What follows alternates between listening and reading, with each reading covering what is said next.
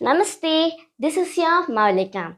In the previous episode, I told you that Kunti Devi placed her child in a waterproof basket and sailed it in the river Yamuna. Later, river Yamuna joined river Ganga, and at the banks of river Ganga was Adhiratha and his wife Radha. Adhiratha was the charioteer of Bhishma. When they both saw the baby sailing towards them, they were delighted. As they were childless, they decided to adopt him. After some thought, they realized that he must be the son of the Surya god, as he had golden armor and golden earrings. After much thought, they named him Karna and thought to make him the best archer in the world. Meanwhile, it was time for Kunti to get married. Kunti Bhoja arranged a splendid Swayamvara. Eager princes rushed to the palace. Among them was Pandu. After seeing Pandu, Kunti placed the garland on him and married him. Unknowing of this marriage, Bhishma decided to get Pandu married to Madri, the daughter of the Madra king Salya. So Pandu had not one but two wives. In those days, it was a custom for kings to go hunting. One day, as Pandu was hunting, he saw two deers.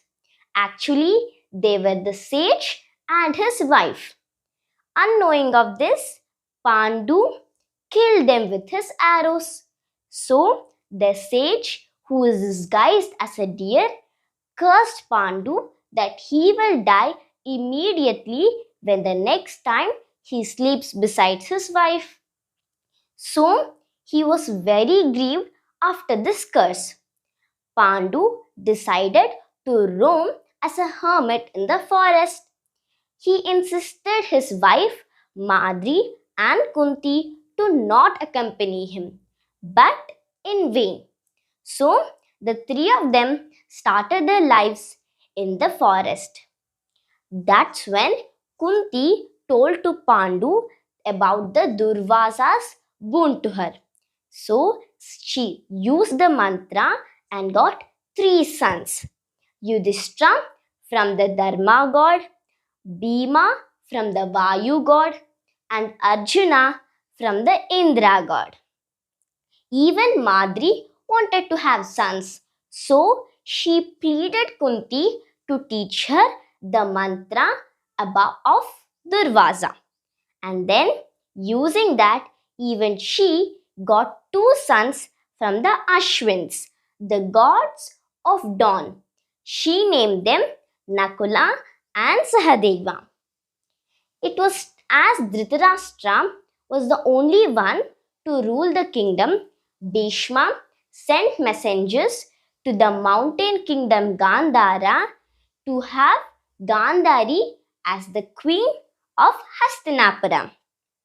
Gandhari realized that her husband was blind after she came to Hastinapura. So she also tied her eyes to make sure that she also accompanied the handicapness of her husband. Dhritarashtra grew to love his wife fiercely, and soon she was pregnant. It took her more than 1 year to give birth to 101 children. But she gave birth to a mound of flesh, which was later divided into 101 parts, which were carefully kept in a jar full of butter. So that's how the Kauravas was born. And the first and the eldest Kaurava was named Duryodhana, and the second one Dushasana, and the last one was a girl. She was named Dushala. Meanwhile, Pandu, in the joy of having his children, was forgot about the curse laid by the sage. One day, the arrow from the love god Kamadeva fell upon him. He caressed Madri and immediately died. Now Madri was full in grief. She thought she is responsible for the death of her husband. So she also died immediately. Now two holy men who came passing by cremated Pandu and Madri and took their ash to Hastinapuram along with Kunti and her 5 sons.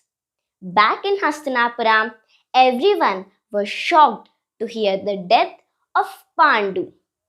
So, if you really like my video, then please do like, share and subscribe. Thank you.